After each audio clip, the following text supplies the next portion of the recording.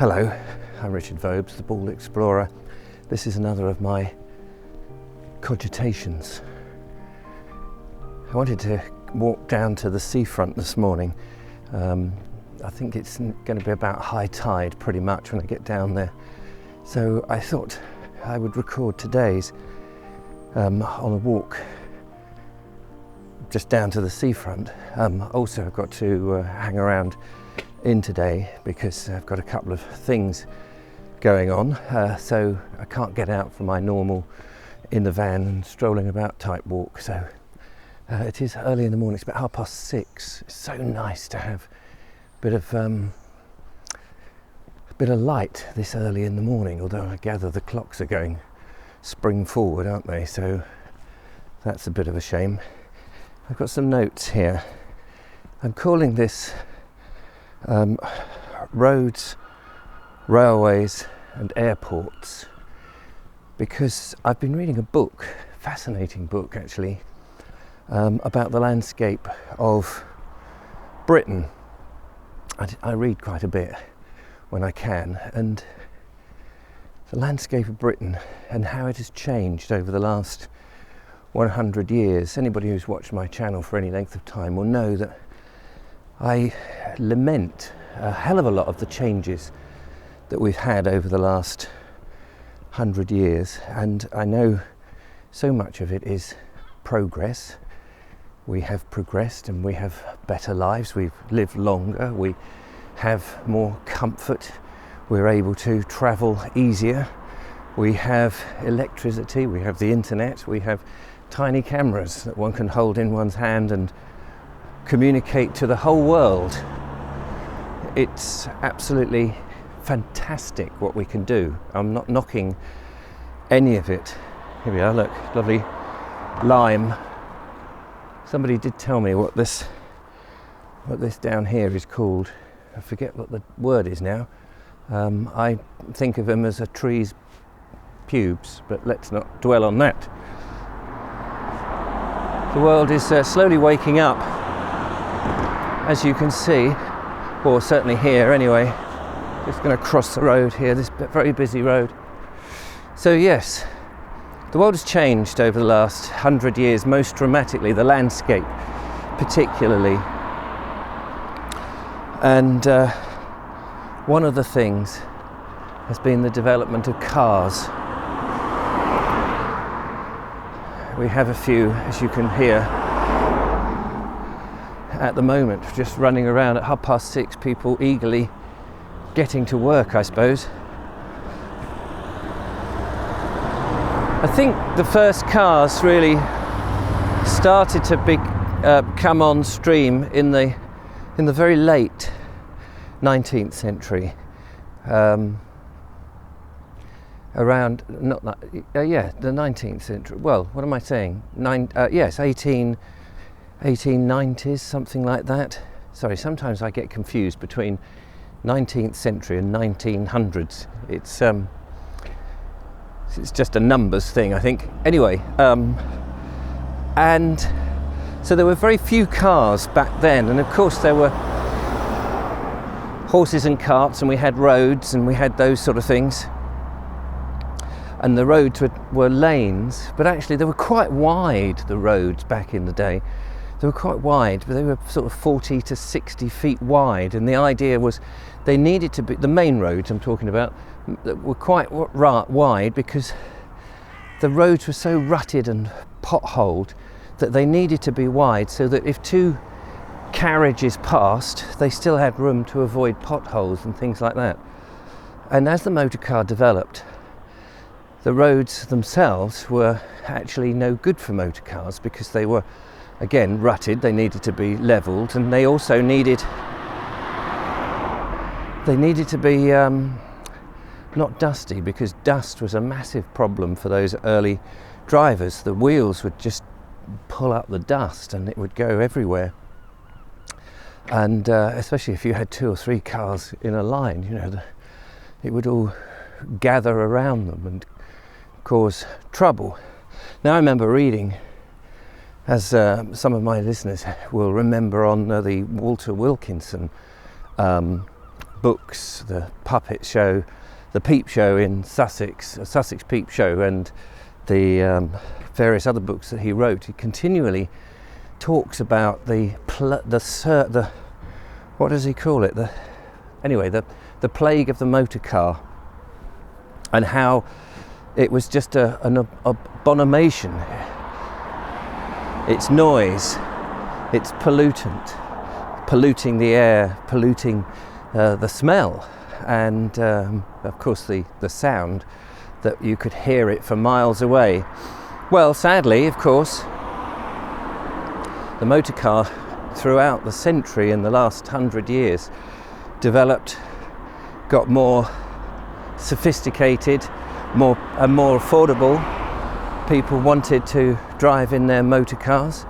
It became a much better way of getting from one place to another without having just to rely on the trains. We had the trains,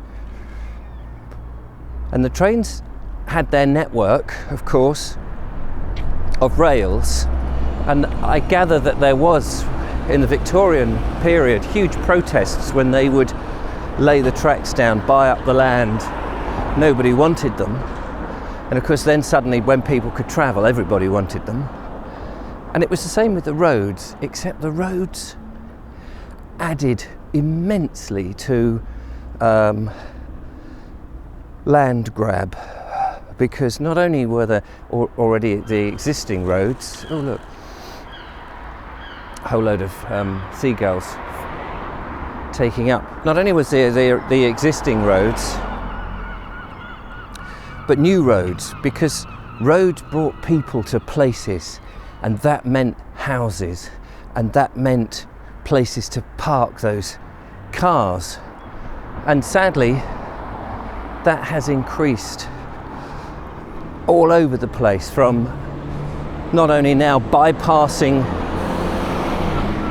towns and villages, but also providing park and ride, where there's massive swathes of tarmac and concrete have been put down so that people can park their cars. Nearly at the seafront. I might actually pause now and wait till we get a bit closer. Just coming down through Steam Gardens now to the seafront with the sun in my eye. We've got the Chatsworth Hotel just coming up on my right hand side. Very lovely Georgian looking terraced type hotel, which is, I think that's now the premier hotel that we had. We used to have the Warns. Hotels grew up, of course, got bigger and bigger, and the car parks got bigger, and at the same sort of time as cars were being developed and really beginning to take off, in the sort of 1900s and 1920s, really, that sort of period, aeroplanes were beginning to be developed, air flight, and there were airstrips all over the place. Once we'd conquered the air, airstrips and small numbers of passengers could be taken.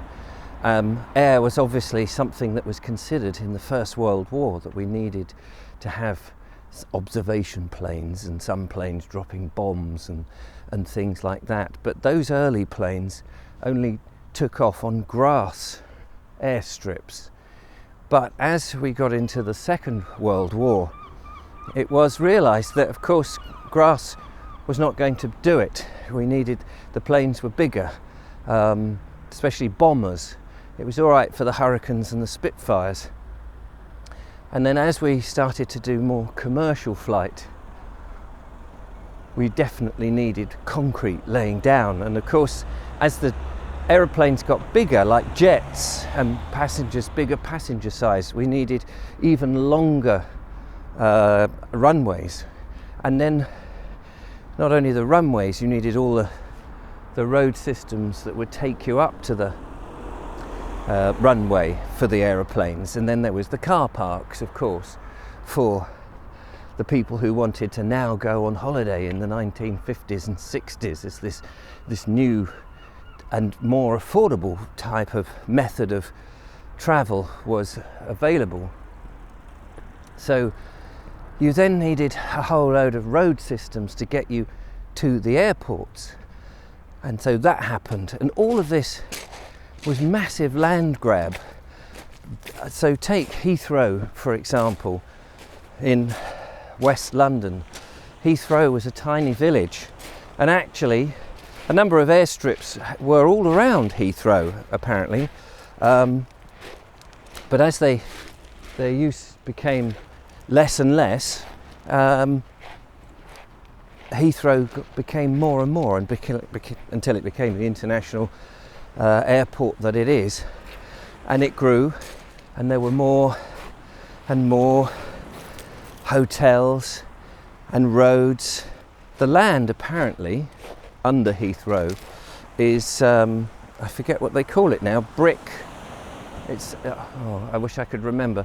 But the soil is absolutely perfect for growing crops.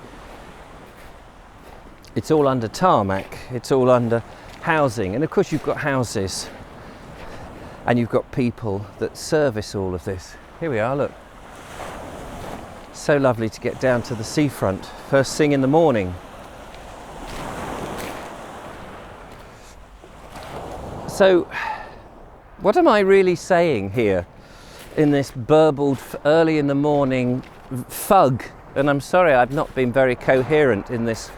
I'm reading a book about this, as I mentioned,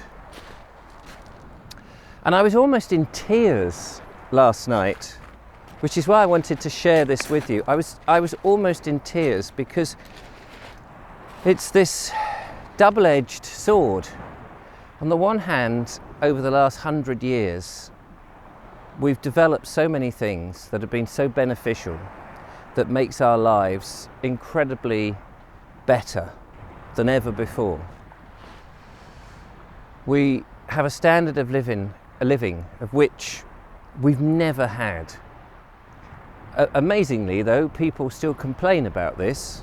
People complain about all sorts of things that if they only knew what it was like 100, 200 years ago, they would then shut their mouths, I can tell you. On the other side, though, of the pendulum swing, you have this beautiful countryside that now is, in my opinion, has been ravaged by houses, huge numbers of houses, by the road system that's cut through areas of beauty, the motorways that, like Roman roads, have just ploughed through villages and ancient sites of importance, and the airports that equally have these massive flat areas of road systems and concrete and ugly buildings. The uglification of Britain, to use I think a John Betjeman word, has been immense. And the problem is that I see, although we have all these wonderful and beautiful innovations and this amazing way of life, after 100 years we've done what we have done. What the hell is going to happen in the next 100 years? How much of this wonderful country is going to end up under concrete? That's my cogitation. And I don't know whether I'm happy or sad. Anyway, thank you for watching if you did. I hope you got something out of it. I'll be out and about, no doubt, tomorrow. Thank you for watching. Don't forget to follow, like and subscribe, and I'll catch you on the next one. Bye bye for now.